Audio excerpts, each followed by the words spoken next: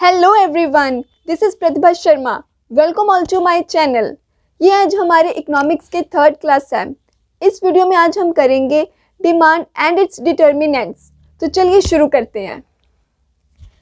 Normally अगर मैं कहूँ कि मुझे चॉकलेट चाहिए, आप कहोगे कि मैं चॉकलेट की डिमांड कर रही हूँ, लेकिन इकोनॉमिक्स के अकॉर्डिंगली मैं ये डिमांड नहीं कर रही हूँ, मैं जस्ट ये अपनी इच्छा कह रही हूँ कि मुझे चॉकलेट चाहिए। अब ये नीड, वांट एंड डिमांड में क्या डिफरेंस है, चलिए देखते हैं। अगर मैं कहूँ कि मुझे कार चाहिए, ठीक है, मैं कह रही हूँ कि मुझे कार चाहिए, आई नीड कार, तो क्या मैं इसके ये डिमांड कर रही हूँ? नहीं। इसे डिमांड क्यों नहीं माना जाएगा? क्योंकि मैंने कहा कि मुझे कार चाहिए, लेकिन मेरे पास एबिलिटी भी होनी चाहिए उस कार को खरीदने की। अगर मैं किसी चीज़ के कह रही हूँ, मैं कह रही हूँ कि मुझे कार चाहिए, लेकिन उसे खरीदने की एबिलिटी मेरे पास नहीं है, तो वो मेरी नीड कहलाई जाएगी। कोई बैगर कहे कि मुझे फूड चाहिए, लेकिन फूड खरीदने के उसके पास पैसे नहीं हैं, तो ये उसकी डिमांड नहीं, उसकी नीड कहलाई जाएगी। ठीक है, तो फिर वांट क्या हुई? सपोज करिए मैं ना अपनी फ्रेंड के साथ मार्केट में गई, ठीक है, हम लोग गुजर रहे थे, साइड में हमने एक शोरूम देखा, वहाँ पे एक बहुत अच्छी ड्रेस थी। मेरी फ्रेंड ने बोला तो ये ड्रेस खरीद ले। मेरे को थोड़ा सा हुआ कि हाँ ड्रेस तो अच्छी है, मेरे पास एबिलिटी भी है कि मैं पैसा खर्च करके वो ड्रेस खरीद सकती हूँ, लेकिन मेरी विलिंगनेस नहीं है। कई बार ऐसा होता है ना, नॉर्मली हमारे पास पैसा भी होता है उस चीज़ को खरीदने के लिए, कहीं ना कहीं होता है कि हाँ ये चीज़ हम खरीद लेंगे, लेकिन फिर हम क्या कहते हैं, छोड़ यार बाद में खरीद लेंगे, फिर कभी खरीद लेंगे, अभी गुजारा हो तो रहा है इसके बिना। तो ये हमारी वांट हुई। ठीक है, तो जब मैं किसी चीज़ को खरीदने की मेरे पास एबिलिटी तो है, कहीं ना कहीं डिज़ायर भी है, लेकिन विलिंगनेस नहीं है, अभी इच्छा नहीं है, अभी दिल नहीं है उसको खरीदने का, तो वो मैं क्या कहूँगी, वांट। तो फिर डिमांड क्या हुई? जब उस चीज़ को खरीदने की डिज़ायर भी है, ठीक है, एबिलिटी भी है, प्लस विलिंगनेस भी है, तब मैं बोलूँगी कि मैं इस चीज़ की डिमांड कर रही हूँ। तो समझ में आया? जब मैंने कहा था कि मुझे कार चाहिए, लेकिन कार को खरीदने के मेरे पास पैसे नहीं हैं, तो वो मेरी नीड कहलाई जाएगी। जब मेरे पास एबिलिटी तो है चीज़ खरीदने की, लेकिन अभी मेरी दिल नहीं है, अभी मुझे लग रहा है कि इस चीज़ के बिना मेरा गुजारा हो रहा है, तो मैं इसे फिर कभी खरीदूंगी, विलिंगनेस नहीं है, तो वो वांट कहलाई जाएगी। जब मैं इच्छा भी कर रही हूँ, पैसा खर्च करने के लिए रेडी भी हूँ, विलिंग हूँ पूरी, तब वो मेरी डिमांड कहलाई जाएगी। मैंने इच्छा करी, मुझे चॉकलेट चाहिए, खरीदने के पैसे भी हैं और साथ में मैं खरीदने के लिए रेडी भी हूँ, तो वो मैं कहूँगी कि हाँ अब मैंने चॉकलेट की डिमांड करी है। तो आई होप आपको नीड, वांट एंड डिमांड का डिफरेंस क्लियर हो गया होगा। अब हम देख लेते हैं कि ये डिमांड एंड क्वांटिटी डिमांड में क्या फ़र्क होता है। डिमांड आपको पता चल गई है ना, कि जब एक बायर अफोर्ड, उसका प्राइस उस चीज़ का उस बायर के लिए अफोर्डेबल भी होता है, वो उस चीज़ को खरीद भी सकता है, साथ साथ में उस चीज़ को खरीदने के लिए अब वो इच्छुक भी है, विलिंग भी है, तो वो हमारी डिमांड है। अब ये क्वांटिटी डिमांड और डिमांड के डिफरेंस समझने के लिए ना, पहले आप ये टेबल देखिए, इससे आपको इजीली इसका डिफरेंस क्लियर हो जाएगा। जब वेरियस प्राइसेस, मतलब जब प्राइस 5 रुपीज़ था, तो मान लो मैं चॉकलेट की 10 पैकेट्स की डिमांड कर रही थी, 10 चॉकलेट्स की डिमांड कर रही थी। जैसे प्राइस गिरा मैंने 20 चॉकलेट्स खरीदी, जैसे प्राइस फिर गिरा मैंने 30 चॉकलेट्स ले ली। मतलब जब मैं डिफरेंट प्राइसेस की बात कर रही हूँ कि जैसे जैसे प्राइसेस कम होता गया, मैं चॉकलेट्स की डिमांड को बढ़ाती चली गई। जब मैं डिफरेंट प्राइसेस के और डिफरेंट डिमांड की बात कर रही हूँ, ये डिमांड है। जब मैं डिफरेंट प्राइसेस के हिसाब से बता रही हूँ, मतलब जब मैं ये फुल ओवरऑल टेबल एक्सप्लेन करूँ, सिंपली बोलूँ तो अगर मैं ये फुल ओवरऑल टेबल को बताऊँ कि डिफरेंट प्राइसेस पे मैंने इतनी डिमांड करी, ये डिमांड है। जब मैं सिर्फ एक पर्टिकुलर प्राइस की बात करूं कि जब प्राइस 4 था, मैंने 20 चॉकलेट्स खरीदी थी, बस मैं आपको इतना ही बता रही हूँ, वो क्वांटिटी डिमांड है। समझ में आया डिफरेंस? एक बार फिर सुन लो। जब मैं बात करूं इस ओवरऑल टेबल की कि इतना प्राइस था तो मैंने इतने चॉकलेट्स खरीदी, इतना प्राइस कम हुआ तो मैंने इतने चॉकलेट्स खरीदी, इतना प्राइस कम हुआ तो मैंने इतनी चॉकलेट्स खरीदी, ये हुई डिमांड। जब मैं सिर्फ एक प्राइस की बात करूं कि जब इतना प्राइस था मैंने इतनी चॉकलेट्स खरीदी थी, ये होगी क्वांटिटी डिमांड। ठीक है जी। जब कहते हैं कि आप डिफरेंट डिफरेंट वेरियस प्राइसेस के बारे में बताते हो, वो डिमांड है। जब आप एग्जैक्ट क्वांटिटी बताते हो कि जब इतना प्राइस था तो मैंने इतनी चॉकलेट्स खरीदी थी, वो होगी हमारी क्वांटिटी डिमांड। जहाँ पे हम एग्जैक्ट क्वांटिटी एक पर्टिकुलर प्राइस की बात करते हैं वो क्वांटिटी डिमांड, जब हम वेरियस प्राइसेस की बात करते हैं वो डिमांड होती है। ठीक है, ये है डिमांड एंड क्वांटिटी डिमांड का डिफरेंस। अब आप देख लेते हैं डिमांड दो तरीके से होते हैं, एक तो इंडिविजुअल डिमांड, एक मार्केट डिमांड। अब ये इंडिविजुअल डिमांड क्या होती है? डिमांड का मेन मीनिंग वही रहेगा कि पर्सन अफोर्डेबल भी है, विलिंग भी है, ठीक है। लेकिन इंडिविजुअल एंड मार्केट कैसे? ये एक पर्सन है, ठीक है, ये एक ही इंडिविजुअल है, सिंगल, इसने डिमांड करी चॉकलेट की, ये इंडिविजुअल डिमांड है। जब एक सिंगल फैमिली, एक सिंगल हाउस होल्ड या एक सिंगल फर्म या सिर्फ एक ही इंडिविजुअल गुड्स की डिमांड करता है at a given period of time, उसे हम इंडिविजुअल डिमांड बोलेंगे। ठीक है। अब देखो यहाँ पे ये कितने सारे इंडिविजुअल्स आ गए। जब एग्रीगेट डिमांड, सारे कंज्यूमर्स की जो एग्रीगेट डिमांड होती है वो होती है हमारी मार्केट डिमांड। मैंने अकेली ने डिमांड करी मुझे चॉकलेट चाहिए, ये इंडिविजुअल डिमांड। आप सब ने भी, मतलब हम मार्केट में जितने भी कंज्यूमर्स हैं सभी की जो एग्रीगेट डिमांड देखी जाएगी वो होगी हमारी मार्केट डिमांड। ठीक है जी। इंडिविजुअल डिमांड शेड्यूल, पहले तो आपको ये बताना चाहिए कि शेड्यूल एंड कर्व में क्या डिफरेंस है। शेड्यूल, जब हम कोई चीज टेबल के फॉर्म में एक्सप्लेन करें, दैट्स अ शेड्यूल। जब मैं बनाऊं ग्राफ, वो होता है हमारा कर्व। ठीक है। तो इंडिविजुअल डिमांड शेड्यूल क्या होगा? जब हम क्वांटिटी ऑफ गुड्स जो कि एक इंडिविजुअल कंज्यूमर ने डिमांड करी है उसको मैं टेबुलर फॉर्म में रिप्रेजेंट करूं, that's a individual demand schedule. जैसे इसमें है कि जब कहते हैं आइसक्रीम का प्राइस 1 रुपीज़ था तो इंडिविजुअल ने कितनी क्वांटिटी, 4 क्वांटिटीज खरीदी। जैसे जैसे प्राइस बढ़ता गया वो अपनी क्वांटिटी डिमांड कम करता गया। ठीक है जी। In short individual demand schedule, अब ऐसे याद रख लेना, जब शेड्यूल है तो मतलब टेबुलर फॉर्म, जब कर्व है तो मतलब ग्राफ की फॉर्म में। आई होप आपको इंडिविजुअल डिमांड शेड्यूल क्लियर हो गया होगा। अब हम देख लेते हैं मार्केट डिमांड शेड्यूल। तो मार्केट डिमांड शेड्यूल भी टेबुलर रिप्रेजेंटेशन ही होती है, ठीक है। लेकिन इसमें मैंने आपको बताया था ना कि मार्केट डिमांड एग्रीगेट होता है सभी कंज्यूमर्स की डिमांड का। तो देखिए इस टेबल में जैसे बताया है कि जब प्राइस ऑफ आइसक्रीम 1 रुपीज़ था तब ए ने कितनी डिमांड करी थी, 4 आइसक्रीम्स की, एंड बी ने कितनी डिमांड करी है, 5 आइसक्रीम्स की। एंड इन दोनों का एग्रीगेट जब हम इनका टोटल करते हैं तब 9 आता है, तो मतलब आइसक्रीम की मार्केट डिमांड कितनी हुई, 9।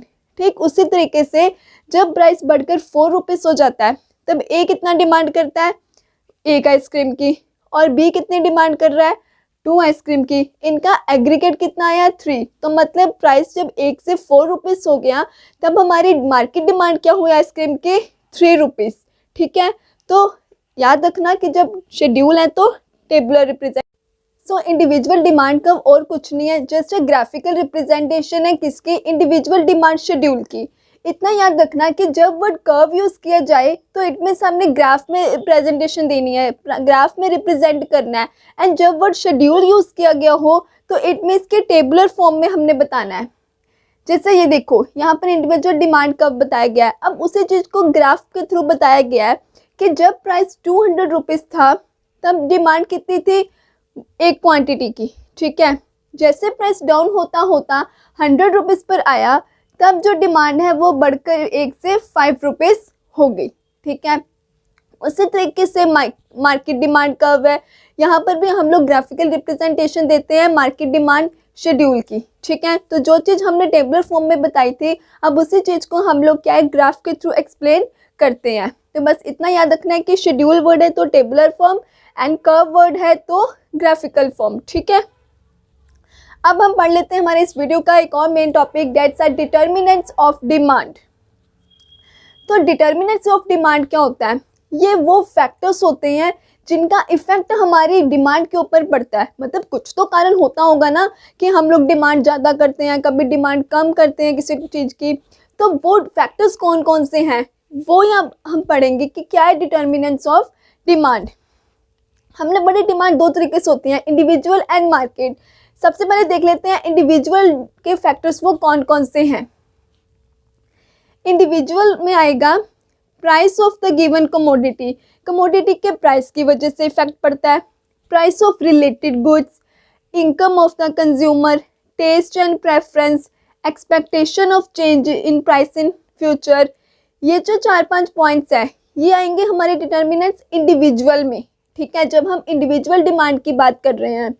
जब मैं बात करूँ मार्केट की तब ये सभी आएंगे, ये तो आएंगे प्राइस क्या है गिवन कमोडिटी का या रिलेटेड गुड्स का, कंज्यूमर की इनकम क्या है, टेस्ट एंड प्रेफरेंस क्या है, एक्सपेक्टेशन क्या है चेंज इन फ्यूचर की, ये इनकम में भी आएंगे और मार्केट में भी आएंगे।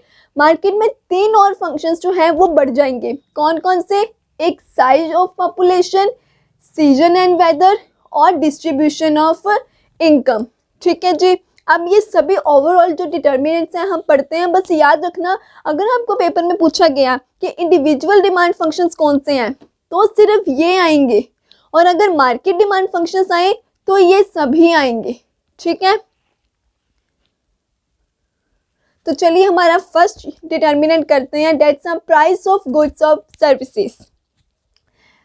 प्राइस देखो कहते अब ना ये एक पर्सन है, ठीक है, इसको चाहिए थी जी चॉकलेट, ठीक है।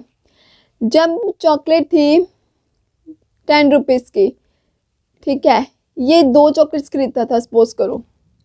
जैसे उसके प्राइस बढ़कर 20 रुपीज़ हो गया, अब ये सिर्फ 1 चॉकलेट खरीदता है। क्या यहाँ पर प्राइस के बढ़ने से डिमांड में इफेक्ट बढ़ा? Yes, so that is the price of goods और सर्विसेज। और इसी को हम लोग लॉ ऑफ डिमांड कहते हैं कि जब प्राइस बढ़ता है तब डिमांड घटती है, जब प्राइस घटता है तो डिमांड बढ़ती है। प्राइस और डिमांड आपस में इनवर्स रिलेशन होता है, ठीक है जी। नेक्स्ट है हमारा price of substitute goods and complementary goods. उसके लिए आपको ये पता होना चाहिए कि सब्स्टिट्यूट गुड्स कौन से होते हैं और हमारे कॉम्प्लीमेंट्री गुड्स कौन से होते हैं। सब्स्टिट्यूट गुड्स वो होते हैं जो एक जैसे होते हैं गुड्स, जैसे T and coffee, Coca Cola and Pepsi, ठीक है। ये देखो सपोज करो टी की प्राइस बढ़ गई, पहले सपोज करो ये टी है और ये कॉफ़ी, ठीक है जी, दोनों का प्राइस सपोज करो पहले 70 रुपीज़ था, ठीक है जी। फिर क्या हुआ, जो टी है ना उसका प्राइस बढ़ के 90 हो गया, लेकिन कॉफ़ी का 70 ही है। तो अब मैंने क्या किया, मैंने सोचा दोनों एक ही चीज़ है तो एक जैसी तो है टी और कॉफ़ी, मैंने टी की डिमांड कर दी कैंसिल, उसकी जगह कॉफ़ी की डिमांड करनी शुरू कर दी। तो सब्स्टिट्यूट गुड्स में क्या होता है कि एक का प्राइस बढ़ने से दूसरे की डिमांड बढ़ जाती है, मतलब टी का प्राइस बढ़ने से कॉफ़ी की डिमांड बढ़ गई, ये होता है सब्स्टिट्यूट गुड्स। या फिर आप ball pen and gel pen का भी एग्जांपल ले सकते हो कि मान लो बॉल पेन पहले दोनों 5 रुपीज़ के थे, ठीक है जी, फिर ये 10 रुपीज़ का हो गया, ये अभी भी 5 का ही है। तो मैंने सोचा मैंने जेल पेन लेके क्या करना है, मैं बॉल पेन ले लेती हूँ, ठीक है। तो एक का प्राइस बढ़ता है तो दूसरे की डिमांड बढ़ती है, दैट्स अ सब्स्टिट्यूट गुड्स। अब कॉम्प्लीमेंट्री गुड्स कौन से होते हैं, जो दोनों का एक साथ होना जरूरी है, ठीक है, जैसे कार एंड डीजल या फिर car and petrol, T and sugar, ठीक है, बैट एंड बॉल है। अब कार और डीजल, अब यहाँ पर क्या होगा, अगर कार मान लो डीजल का प्राइस बढ़ गया या फिर पेट्रोल, चलो डीजल देख लो, अगर डीजल का प्राइस बढ़ जाता है, ठीक है, तो कार की डिमांड कम हो जाएगी, कार की डिमांड कम हो जाएगी। यहाँ पर एक का प्राइस बढ़ने से दूसरे का प्राइस क्या हो जाएगा, कम हो जाएगा। एक का प्राइस बढ़ा तो दूसरे का प्राइस कम हो गया। अब जैसे मान लो शुगर का प्राइस बढ़ गया, ठीक है, तो आप टी की डिमांड कम कर रहे हो, या फिर चलो मान लो टी का प्राइस बढ़ गया, टी अब चाय पत्ती महंगी होगी, चाय आप बनानी कम कर दी आपने मान लो, या फिर बनानी छोड़ दी, ठीक है, तो आपको शुगर की नीड कम हो जाएगी, तो शुगर की डिमांड ऑटोमेटिकली कम होगी। तो जब एक का प्राइस बढ़ने से दूसरे की डिमांड बढ़ती है, दैट्स अ सब्स्टिट्यूट गुड्स। जब एक की डिमांड बढ़ने प्राइस बढ़ने से दूसरे की डिमांड रिड्यूस होती है, कम होती है, दैट्स अ कॉम्प्लीमेंट्री गुड्स, ठीक है। कॉम्प्लीमेंट्री गुड्स जो एक साथ चलते हैं, जिनका जैसे कार एंड पेट्रोल, ठीक है। नेक्स्ट फैक्टर है हमारा बायर्स टेस्ट एंड प्रेफरेंस। ठीक है, बायर्स टेस्ट एंड प्रेफरेंस कैसे, इसका भी इफेक्ट हमारी डिमांड पे पड़ता है, बिल्कुल पड़ता है। कैसे, अब मान लो पहले बहुत चॉकलेट्स पसंद थी, ठीक है, मान लो मैं बहुत चॉकलेट्स खाती थी, ठीक है, जब मैं चॉकलेट्स मुझे पसंद थी तो मैं नो डाउट उसका डिमांड कर रही थी, मतलब चॉकलेट्स की डिमांड ज़्यादा थी। अब मान लो मेरा टेस्ट बदल गया, अब मुझे चॉकलेट नहीं पसंद, चॉकलेट को मुझे पसंद ही नहीं है तो मैं उसकी डिमांड नहीं करूँगी। मतलब क्या हुआ, मेरे टेस्ट एंड प्रेफरेंस के चेंज होने की वजह से डिमांड क्या होगी, कम। तो इस तरीके से टेस्ट एंड प्रेफरेंस का भी हमारी डिमांड के ऊपर इम्पैक्ट पड़ता है। नेक्स्ट है buyers expectation of the goods future price. अब जो बायर है वो जो एक्सपेक्ट करते हैं कि फ्यूचर में प्राइस बढ़ेगा या घटेगा, उसका इम्पैक्ट हमारी करंट डिमांड पे पड़ता है। फॉर एग्जांपल मैं सोचूं कि फ्यूचर में गोल्ड का जो प्राइस है ना वो बढ़ने वाला है, तो करंटली मैं क्या करूँगी, करंटली मैं उसकी डिमांड बढ़ा दूंगी। क्यों, क्योंकि अभी तो वो सस्ता है ना, कि फ्यूचर में बढ़ने वाला है, तो मैंने सोचा कि अभी सस्ता क्यों ना मैं अभी खरीद लूँ, तो करंटली क्या हुआ, डिमांड बढ़ गई। अगर यही मुझे लगता कि फ्यूचर में गोल्ड सस्ता होने वाला है, उसकी डिमांड कम होने वाली है, तो करंटली क्या होना था, करंटली मैंने उसकी डिमांड रिड्यूस कर देनी थी, मैंने अभी खरीदना ही नहीं था। ठीक है, मुझे था कि फ्यूचर में खरीदूंगी, अभी मैं फिर क्यों खरीदूँ। ठीक है, तो इस तरीके से हमारी एक्सपेक्टेशंस का भी हमारी डिमांड के ऊपर इम्पैक्ट पड़ता है। नेक्स्ट है चेंज इन बायर से रियल इनकम और वेल्थ। क्या बायर की इनकम का इफेक्ट पड़ता है डिमांड पे, बिल्कुल पड़ता है। इनकम का इम्पैक्ट कैसे पड़ सकता है, नॉर्मल गुड्स के केस में और इन्फीरियर गुड्स के केस में। एक तो हो गए नॉर्मल गुड्स, जो नॉर्मल गुड्स होते हैं ना, जब हमारी इनकम बढ़ती है तो अब हम उसकी डिमांड भी बढ़ा देते हैं, जब हमारी इनकम कम होती है तब हम उसकी डिमांड भी कम कर देते हैं। और इन्फीरियर गुड्स कौन से होते हैं, जो सस्ते गुड्स होते हैं।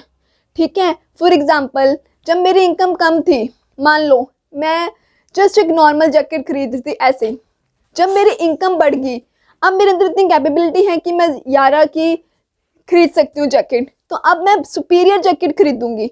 ये हो गया इम्पैक्ट कि नॉर्मल गुड्स के केस में इनकम बढ़ी, डिमांड बढ़ी, इनकम कम हुई, डिमांड कम हुई। इन्फीरियर गुड्स के केस में जैसे हमारी इनकम बढ़ती है, फिर हम इन्फीरियर गुड्स को छोड़ के हम क्या करते हैं, सुपीरियर गुड्स की ओर जाते हैं। मतलब इनकम के बढ़ने से इन्फीरियर गुड्स की डिमांड कम हो जाती है, क्योंकि जब इनकम बढ़ गया, मैं क्यों कोई सस्ती जैकेट पहनूं, मैं क्यों ना कोई ब्रांडेड जैकेट लूँ, है ना, तब हम सुपीरियर गुड्स की ओर मूव ऑन करते हैं। क्लियर है जी। नेक्स्ट है हमारे नंबर ऑफ बायर्स। बायर्स जितने ज़्यादा है, नो डाउट डिमांड उतनी ज़्यादा है। जितनी ज़्यादा पॉपुलेशन होगी, डिमांड भी तो उतनी होगी ना, जितनी कम पॉपुलेशन होगी, डिमांड उतनी कम होगी। ठीक है, नेक्स्ट है गवर्नमेंट की पॉलिसीज़ क्या क्या है। अब गवर्नमेंट की पॉलिसीज़ का भी इम्पैक्ट पड़ेगा डिमांड पे। फॉर एग्जांपल गवर्नमेंट ने इंटरेस्ट रेट कम कर दिए, लोग ज़्यादा लोन लेने लग पड़े, लोन ले रहे हैं तो वो कुछ ना कुछ खरीदेंगे भी, डिमांड बढ़ेगी। अगर रेट्स हाई कर दिए उसने इंटरेस्ट रेट, तो लोग लोन नहीं लेंगे, लोन नहीं लेंगे तो क्या होगा, डिमांड कम होगी। ठीक है, जिस तरह से गवर्नमेंट पॉलिसीज़ का भी इम्पैक्ट पड़ता है हमारी डिमांड के ऊपर। जैसे इस एग्जाम्पल में बताया हुआ है कि इंटरेस्ट रेट डिक्रीज होने से हाउसिंग लोन्स बढ़ गए, मतलब अब लोगों ने हाउस खरीदने की जो डिमांड है वो बढ़ा दी। ठीक है, नेक्स्ट है क्लाइमेट चेंज। क्लाइमेट का भी हमारी डिमांड के ऊपर इफेक्ट पड़ता है। कैसे, जैसे अब विंटर सीजन है तो लोग विंटर क्लॉथ्स की डिमांड करेंगे। इस केस में क्या होगा, इधर समर सीजन जो समर क्लॉथ्स होंगे उनकी डिमांड कम हो जाएगी। ऐसे जब समर सीजन है तो आइसक्रीम की डिमांड कितनी ज़्यादा होती है। ठीक है, तो क्लाइमेट का भी हमारी डिमांड के ऊपर इफेक्ट पड़ता है कि जैसा सीजन होता है हम उसके अकॉर्डिंगली उस चीज़ की डिमांड कर देते हैं। नेक्स्ट है इनकम डिस्ट्रीब्यूशन। इनकम डिस्ट्रीब्यूशन कैसे होती है, अब या तो इनकम डिस्ट्रीब्यूशन इक्वल होती है, सभी को इक्वल, या फिर अनइक्वल डिस्ट्रीब्यूशन होती है, और हमारे इंडिया में अनइक्वल डिस्ट्रीब्यूशन ही है। इक्वल डिस्ट्रीब्यूशन में क्या होगा, लोग ज़्यादा लग्जरी गुड्स की डिमांड करते हैं, रिच पीपल ज़्यादा है। ठीक है, तब परचेसिंग पावर लोगों की ज़्यादा होती है, ज़्यादा डिमांड होती है। अनइक्वल डिस्ट्रीब्यूशन में ज़्यादा डिमांड नहीं होती है। जैसे कहते हैं यहाँ पे एक एरिया है जहाँ पे बहुत सारे रिच पीपल रहते हैं, तो वहाँ पर क्या होगा, लग्जरी गुड्स की डिमांड ज़्यादा होगी। वहीं कोई जो नॉन डेवलप्ड एरिया है या कोई मिडिल इनकम ग्रुप का लोग है, वहाँ पे लग्जरी गुड्स की जो डिमांड है वो कम होगी। तो ये थी हमारी इनकम डिस्ट्रीब्यूशन। इस तरह से ये सभी फैक्टर्स थे जो कि हमारे डिमांड के ऊपर इफ़ेक्ट डालते थे। तो आज की ये वीडियो यही कंप्लीट होती है। Thank you for watching this video. And कल की क्लास में हम लोग करेंगे लॉ ऑफ डिमांड, उसकी अजम्पशंस क्या है, डिमांड कब स्लोप डाउनवर्ड क्यों होती हैं, ठीक है, ये सब टॉपिक हम कवर करेंगे। कल की क्लास में डिमांड का चैप्टर कंप्लीट हो जाएगा। सो वीडियोस देखते रहने के लिए चैनल को सब्सक्राइब जरूर करें एंड वीडियो को लाइक एंड कमेंट करें एंड हो सके तो अपने फ्रेंड्स के साथ भी जरूर शेयर करें। Thank you so much.